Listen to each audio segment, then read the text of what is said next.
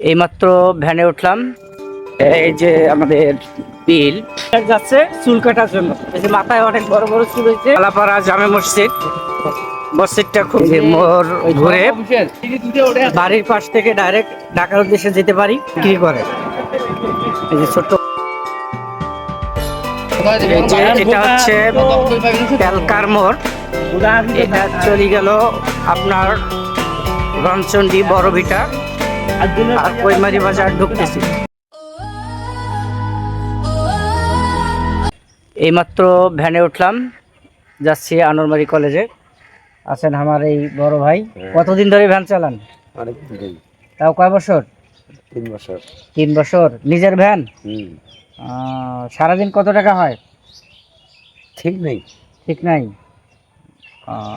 1000 হয়, 500 হয়, 300 হয়। 300 হয়। বাইক কাম করি না, কাজ করিয়ে অবসর সময় ভ্যান চালান। হ্যাঁ। কি নাম আপনার? জয়নুদ্দিন। জয়নুদ্দিন। বাড়ি কোথায়? সামনে।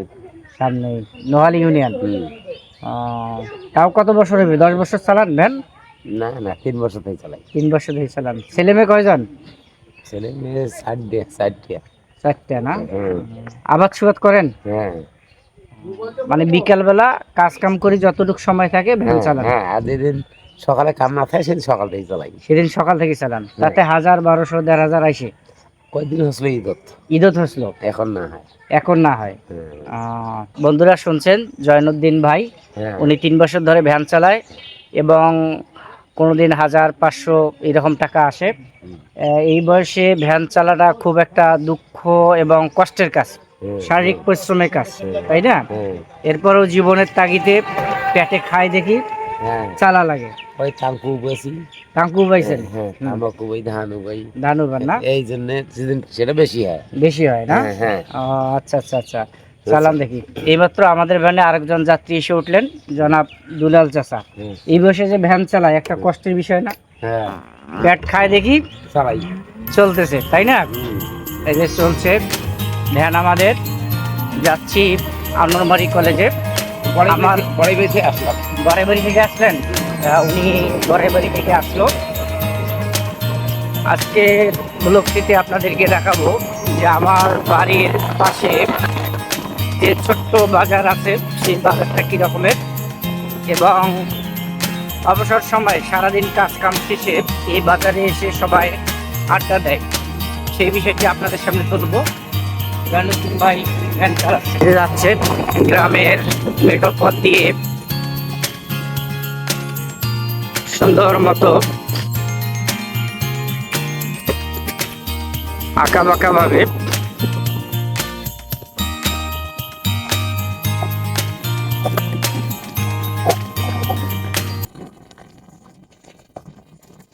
এই যে আমাদের বিল। টিন কত করি? তামাক ক্ষেত থেকে শুরু করে গ্রামের মেঠো পথ ঘাট, রাস্তার পাশে পাশে তামাক শুকাতে দিয়েছে আর এরি ধান।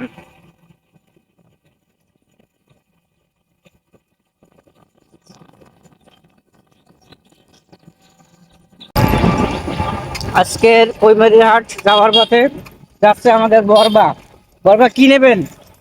হ্যাঁ, কি নেবেন তুমি?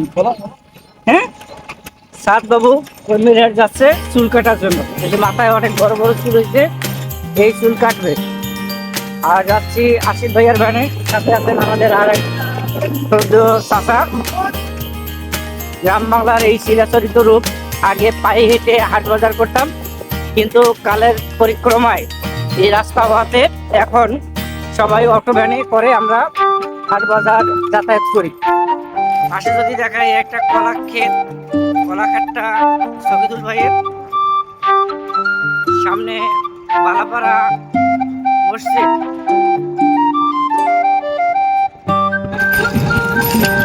এই যে বালাপাড়া জামে মসজিদ। মসজিদটা খুব সুন্দর, কারুকার্যময়, অনেক সুন্দর করে তৈরি করছে। এই যে গ্রাম বাংলার চিরায়িত রূপ, গ্রামীণ বাড়িঘর।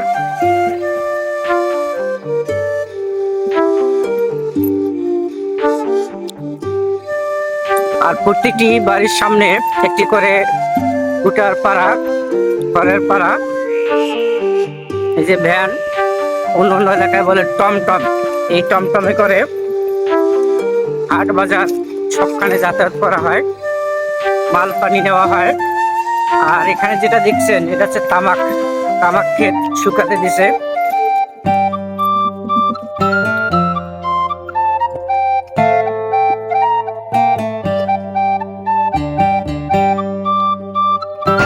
এই মুহূর্তে যাচ্ছি বালাপাড়ার ভেতর দিয়ে। আর বালাপাড়া হচ্ছে নোহালী ইউনিয়নের একটা পশ্চিম কচুয়া গ্রাম। বালাপাড়া বলতে প্রোডাকশন এখানে বালা ছিল, তাই ভাই? নাম হচ্ছে বালাপাড়া। বালাপাড়া সামনে কয়লাপাড়া, কালিয়াপাড়া নাকি? তো আমাদের চাচা বলছে নাম রাখছে বালাপাড়া। নিয়ে আসতেছে অনেকে।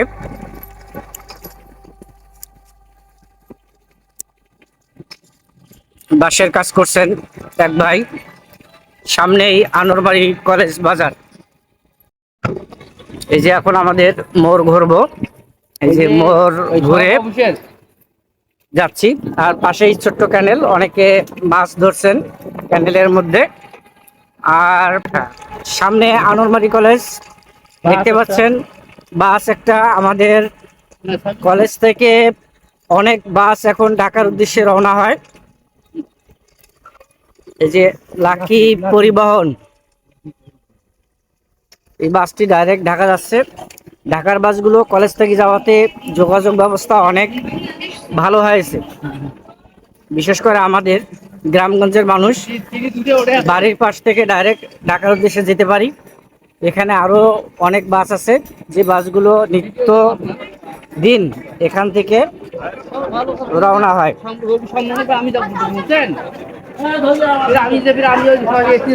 সামনে ভট্টু ভাই। আনোরবাড়ি কলেজ ছোট্ট একটা বাজার।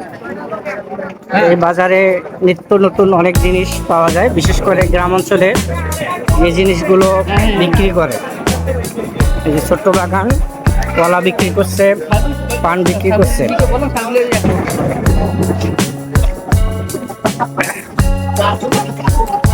সামনে ঘাস বিক্রি করা হচ্ছে, বাজারের পাশে এই যে ঘাস বিক্রয় করা হচ্ছে। এই যেটা গেল বদি, রামচন্ডী এবং আনোরবাড়ি কলেজ ছোট্ট একটা বাজার। এই যে বাস বিক্রি করছে।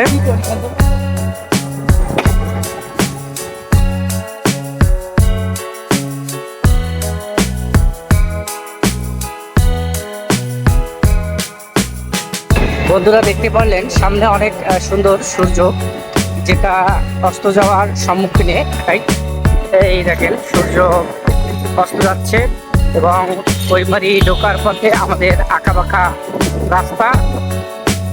এখানে গাড়ো, সেইখানে একটা পুরা গালে আমি টাকা কি দিচ্ছি, আমি অবশ্যই করে দেখতে হয়।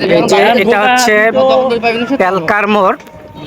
এটা চলে গেল আপনার রণচন্ডী বড়ভিটা আর কৈমারি বাজার ঢুকতেছি।